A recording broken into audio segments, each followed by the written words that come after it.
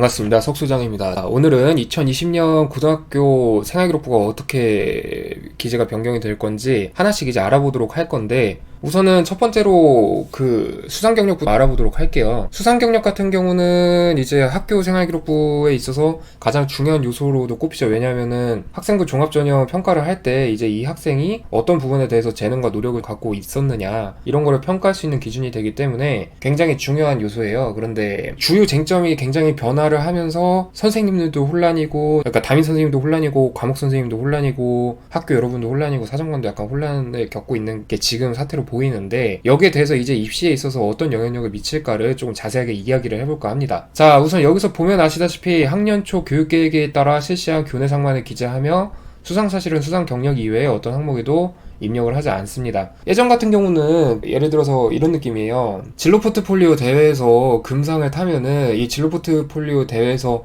어떤 내역을 갖고 상을 탔는지는 수상 경력에 입력을 할 수 있는 칸이었기 때문에, 앞에서 수상 경력에서 진로 포트폴리오 대회를 탔다, 그 다음에 이제 뒤에서 뭐 세특이나 아니면은 자유활동 등에서 진로 활동 대회에서 경제금융 분석가로서의 진로 포트폴리오를 제대로 잘 만들어서 이 학생이 상을 탐, 이렇게 양방향으로 접근을 했어요. 뭐 쉽게 말하면 스펙을 곱하기 2 한 거죠. 그런데 이제부터는 수상 경력 이외에 수상 경력 사실이나 대회 참가 사실 같은 게 아예 기재가 안 됩니다. 뭐 가끔 이제 지방에 고등학교 가면 진로 진학 선생님들 중에 이런 말씀 하시는 분들이 계셔요. 너네 상 못타도 되니까 대회만 우선 참여를 해라. 대회 참여한 걸로도 중위권 대학교는 충분히 스펙으로 쓸 수 있다, 이렇게 말씀을 하시는데, 애초에 이 대회 참가 사실은 스펙이 되지도 않을 뿐더러 이제부터는 대회를 참가했다는 것 자체만으로도 생활기록부에 기재하는 것은 절대 안 되니까, 중위권이나 하위권 학생 같은 경우는 괜히 이런 대회 뭐 참여하는데 시간 낭비하지 마시고 공부를 열심히 하는 게 조금 더 현명한 선택일 것 같아요.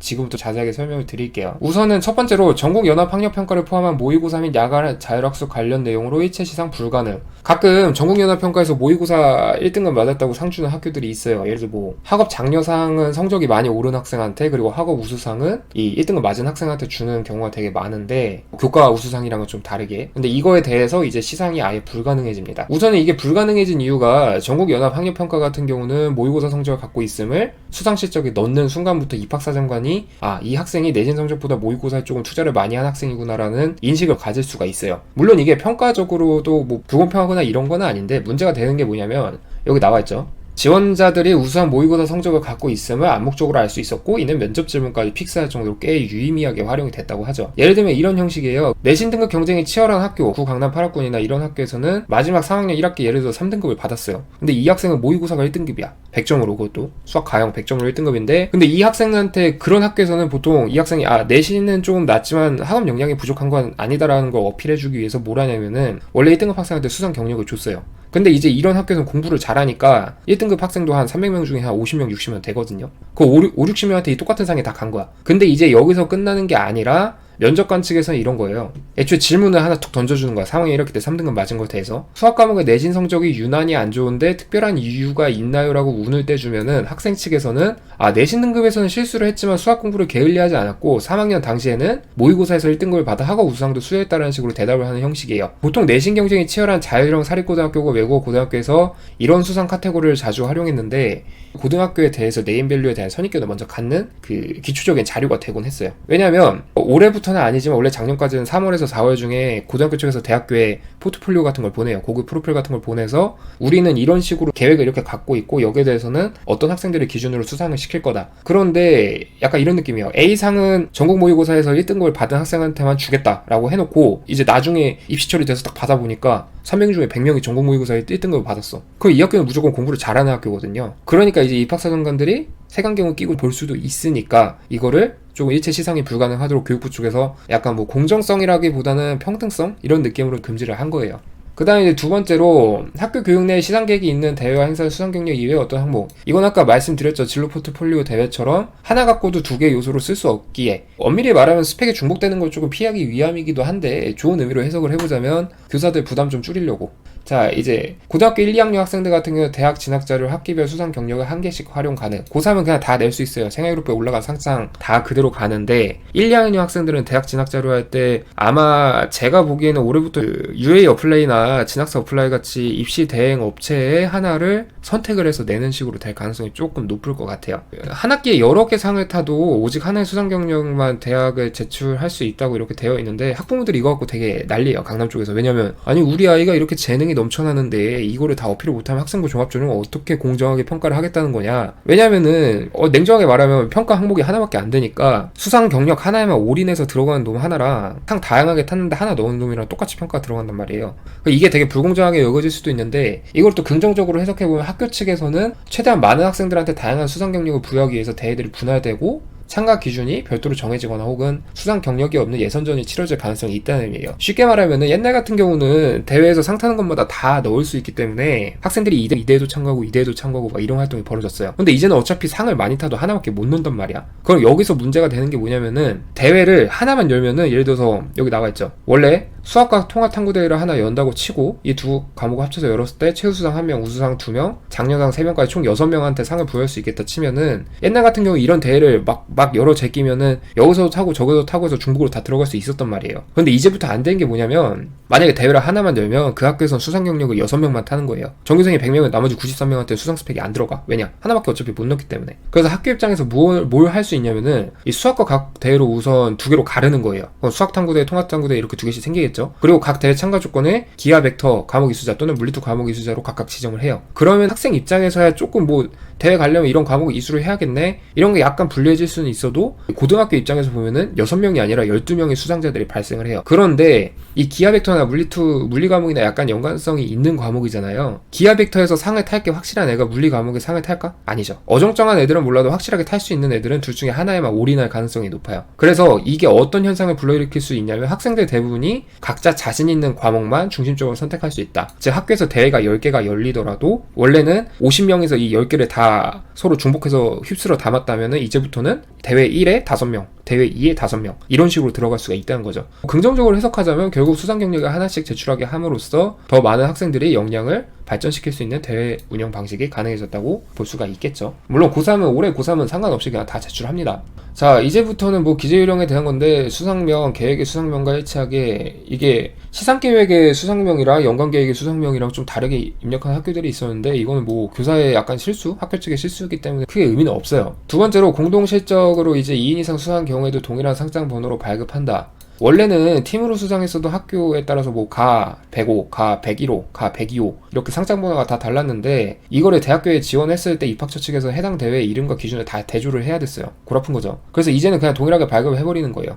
똑같은 수상을 하는 지원자들은 어차피 똑같은 그 번호를 갖고 있을 거니까 대조를 하기가 조금 쉬워졌겠죠. 자, 그 다음에 고교 여러 과목 수상하는 경우 교과 수상 1등급 학생들한테 주는 건데 원래는 이거 하나 주고 해가지고 진짜 자유고 자사고하면 생기고 막 30장 이렇게 나오는 학교들 보면은 이걸로도 거의 한 반 페이지를 채워요. 전 과목에서 1등 같은 경우 보면. 근데 이제 그거는 그냥 한 칸에 한 줄로 다 써버린다 이거죠. 그 다음에 정식 명칭, 국어, 사회, 과학 이렇게 하지 말고 교과 과목 명으로 아예 쓰기로 하고 표창장 같은 경우는 원래 뭐 인성 우수상 뭐 이런 것만 기재를 하는 경우가 되게 많았는데 이 학생이 표창장을 타면은 정확히 어떤 과정을 타면서 탄다. 예를 들어 뭐 효자인지 아니면 그냥 봉사상인지 이런 걸 다 입력을 해야 됩니다. 그 다음에 참가 부문이 있는 경우에는 뭐뭐 안에 참가 부문을 입력한다 이렇게 들어가 있는데 과학탐구대회 금상 이렇게 수상하는 게 아니라 이제 과학탐구대회에서도 소프트웨어, 정보, 탐색 능력에서 금상을 탔다 이렇게 세부적인 분야가 들어가는 거예요. 원래 그 자사고에서 약간 방법을 어떻게 썼냐면은 고등학교에서 어떤 대회를 열고 어떤 평가 기준에 의해서 평가를 하는지는 대학교 측에 들어가는데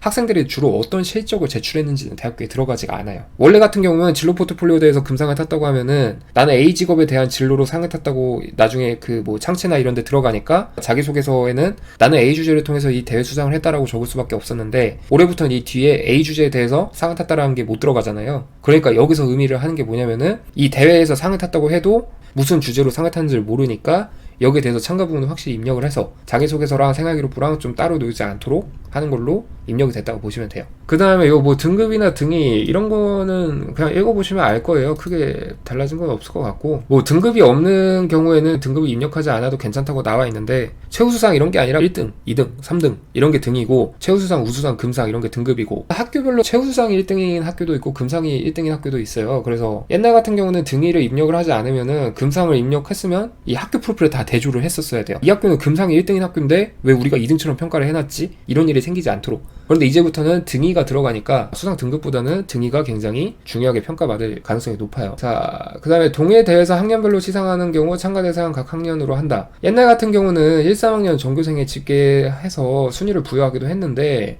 어떤 학교에서는 당연히 3학년 1학년보다 공부 잘하는 건 사실이니까 그래서 학년별로 시상을 하는 경우도 있었어요. 그런데 이게 막 혼용이 됐었는데, 올해부터는 전교생이 참여한 대회더라도 전교생에서 등위를 낸 수상 경력과 학년별 등위를 낸 수상 경력이 다르게 표시됩니다. 즉 1학년부터 3학년 대회에 들어가서 상을 탄 놈이랑 1학년 따로 2학년 따로 수상 경력을 한 놈이랑 수상 실적이 다르게 반영이 된다는 의미로 이해를 하시면 됩니다. 자, 포상 대상자 추천을 통해 수상한 경우, 이거 아까 말한 그거예요. 뭐 인성 우수상, 효자 우수상, 학교 이름 딴 그런 거 있잖아요. 뭐 세화고등학교에서는 세화상 막 약간 이런 느낌인데, 원래는 전교생 기준으로 들어갔는데 추천 인원, 예를 들어서 각 반에서 한 명씩 추천을 거치면 12반이 있다 치면 12명의 수상 이 후보자들이 생기겠죠. 그 12명 중에서 한 명이 수상을 했다라고 보시면 돼요. 이제부터는 그 대회에 대한 평가가 좀 더 면밀하게 진행을 하기 위해서 1학년 대회 참여 자격은 1학년 전체예요. 300명. 그런데 참여 규모는 30명이야. 그럼 300명 중에 금상을 탔다가 아니라 30명 중에 금상을 탔다라고 들어가는 거예요. 그래서 이거를 대학 측에서 순위랑 이제 정량적인 수치 같은 거를 되게 중요하게 평가될 가능성이 높아요. 그럼 뭐 여기 예시 같은 거 이제 나와 있는데, 이 논술대회 같은 경우는 1위로 해서 1학년 410명 중에 1위를 탔다. 등급이 안 들어가 있죠. 등위만 들어가 있고, 드론 날리기 대회 같은 경우는 뭐다? 날리기 대회를 열었는데 이 논술 대회처럼 전체 인원이 참여한 건 아니고 1학년 중에 참가를 희망하는 학생 38명만 참여했고 그 중에서 금상을 탔다. 이런 식으로 들어간다는 거예요. 그러니까 뭐 학생 토론대회 같은 경우는 전교생 이것도 원하는 사람만 참여를 했을 때 공동수상 3인으로 했을 때 우수상 2위 이렇게 들어간다는 거고, 그 마지막으로 기타 사항 같은 경우는 좀 중요한 변화점이 두 개가 있어요. 동일한 수상명으로 월별, 격월, 분기별로 수상한 경우, 이게 독서왕 대회 같은 거 여는 학교가 있거든요. 매달별로 책 많이 읽은 사람에서 독서 목록 가장 많이 제출한 사람한테 주는 상장 같은 건데, 이게 웃긴 게 뭐냐면 3월 독서왕, 4월 독서왕, 5월 독서왕 이렇게 따로 뽑혀요. 그러니까 이 독서왕 대회 하나로도 학교는 3월, 4월, 5월, 6월, 7월 이렇게 해서 1학기 때만 해도 5개 상장을 배부를 할 수 있는 거야. 그런데 이제 이게부터 금지가 돼요. 동일한 수상명으로 들어가는 거면은 월별이나 격월, 분기별로 수상한 경우에는 그냥 하나만 쓸 수 있어요.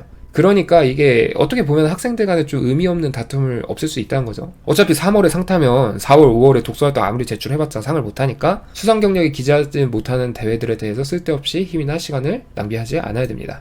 그 다음에 동일학기, 동일학년 동안 하나의 교과 성취도를 기준으로 복수상을 수상한 경우, 뭐 흔치 않은데 1학기 수학 성적이 8등급이던 학생이 2학기 수학 성적은 기적적으로 1등급을 맞았다고 가정을 해요. 이 학생들은 1등급을 맞았기 때문에 우선은 교과 우수상이 하나가 올 거고, 이 수학 성적이 8등급에서 1등급으로 올랐기 때문에 학업 장려상도 하나 받을 가능성이 높아요. 원래대로라면 수상이 이렇게 두 개로 들어갔는데 올해부터는 이건 똑같이 수학 점수를 갖고 평가가 들어간 거기 때문에 하나의 상만 넣을 수가 있어요. 무슨 말인지 이해되겠죠? 그래서 여기서 보면은 시상은 돼요. 시상은 되는데 생기부상이 안 들어간다는 거지. 그러니까 이런 경우에는 뭘 하는 게 좋을까? 학업 우수상을 하는 게 좋을까? 학업 장려상을 하는 게 좋을까요? 장려상을 하는 게 좋습니다. 그래서 이전과 좀 달라진 점은 말 그대로 중복되는 요소들을 없애고 필요한 부분들에 대해서 명확한 기준을 언급하는 일종의 가지치기를 한 거예요. 수상 경력 같은 경우는 그 중에서도 여러분이 쓸 것만 확실하게 써라, 이런 식으로 이야기가 나온 거고. 자, 우선은 수상 경력은 여기서 이제 마무리가 좀 됐고, 다음 시간에는 그 진로 희망이나 진로 희망 사항에 대해서 이게 사라진 게 평가에서 어떤 영향을 미칠 것인가 조금 분석을 해보도록 하겠습니다. 감사합니다.